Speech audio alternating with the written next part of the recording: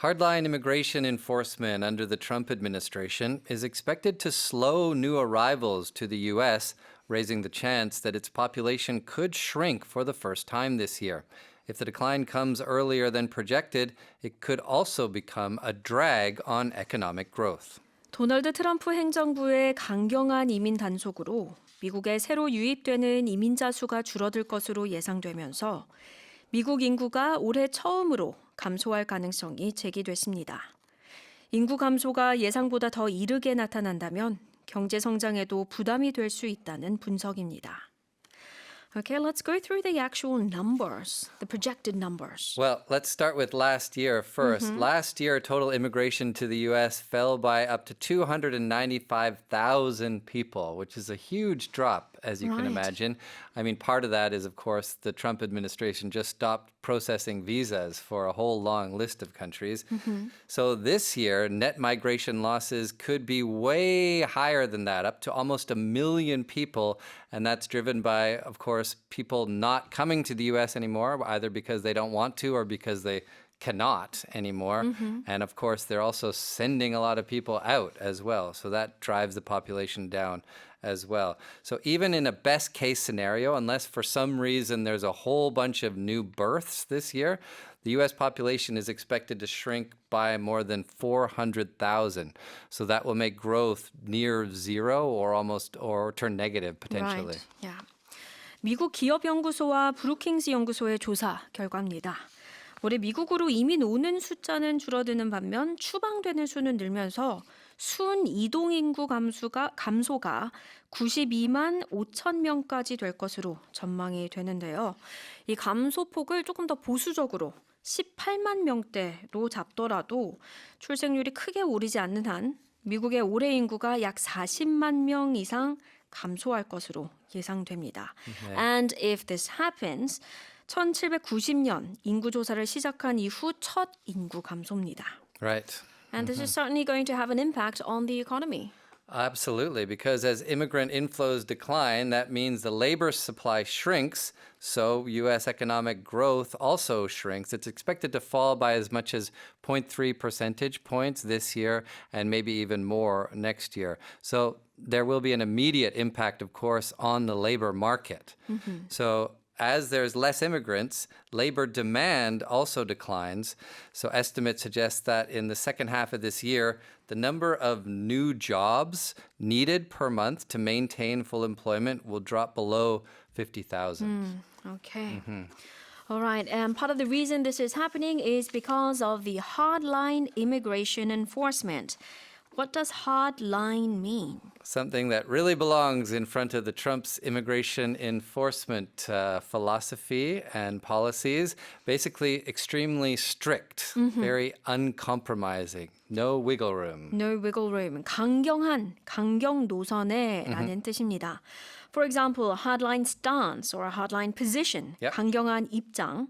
Hardline conservatives. 강경 보수파. Take a hardline approach. 강경책을 취하다. And so on. 네. Projected. Projected is like throwing something into the future. So it's something that is expected or anticipated, something that you think will be coming up. So like, for example, projected earnings, how much you think you're going to earn, you're going to make, or projected results. Yes.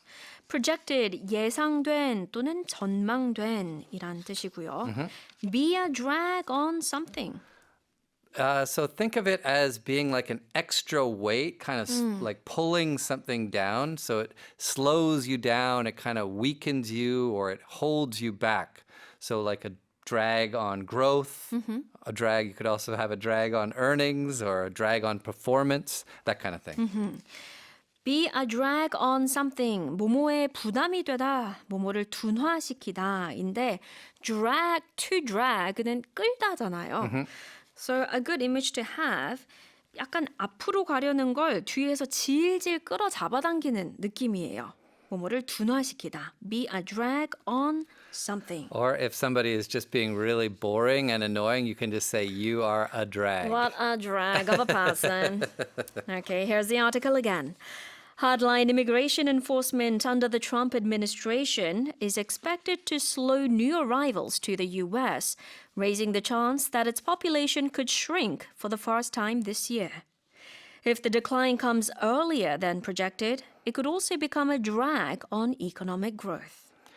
Okay, on to after-school program vouchers. Something that may hopefully in the future make the population grow, maybe. Starting this school year, after-school care and education support for elementary students will be stepped up.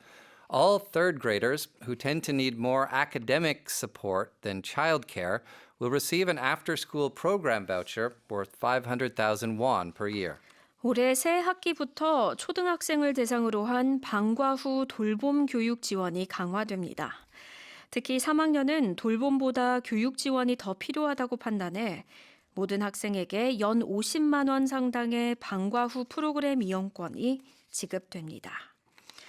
Okay, so the 늘봄 학교 for first and second graders in elementary school that's being renamed to 온 동네 초등 돌봄 교육 and is also being expanded to include third graders as well.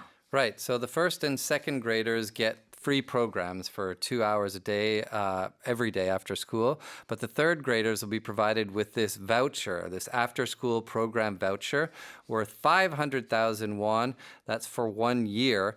But you don't actually get it in cash. It's credits that you get. And then those credits go down as you enroll students in different programs. So you have to use up that 500,000 in the same year.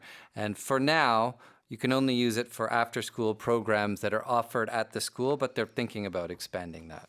Expanding it to other educational institutions and facilities. Exactly. Okay, so they are stepping this up. Step something up. What does that mean? Well, as you can imagine, it means to go up. So you're increasing it, you're intensifying it, or you're just doing more of something. So you're stepping up your efforts, you're stepping up your production, say, stepping up the pressure.